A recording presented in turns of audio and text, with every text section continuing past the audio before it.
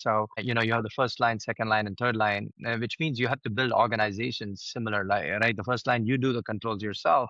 The second line is quality, and somebody comes and tells you. The third line is audit.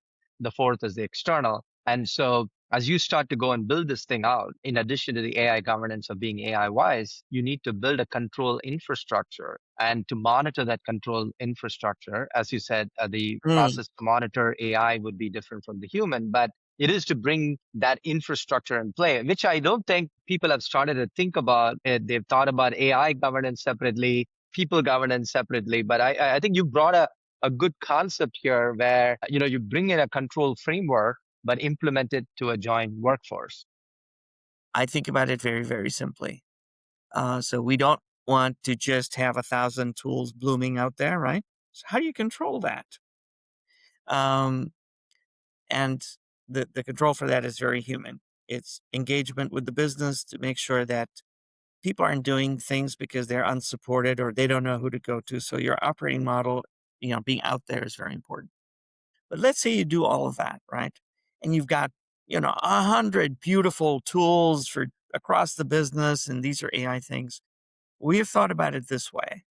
Number one, we want to have a single point of access because we can't control multiple points of access efficiently, right? Imagine just even a plot of land, right? If you've got 5 gates, you got 5 times the number of security guards. You got 1 gate, one security guard. So we are going to route all access, whether it's to Claude, whether it's to ChatGPT, whether it's to some custom tool, through a single platform. So user access control tied into HR systems and IAM systems works, right?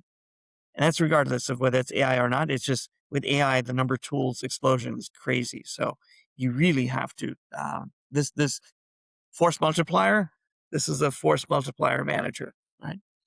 Um, the second point is you have to restrict who can access what.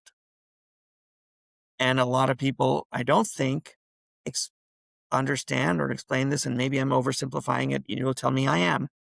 But AI is nothing but a predictor. It's a prediction tool, whether it's language or whether it's numbers. It's a prediction based tool. Predictions only work if you have patterns of data.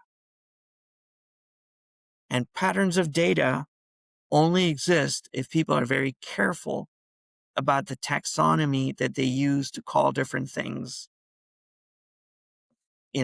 label different things in their data environment.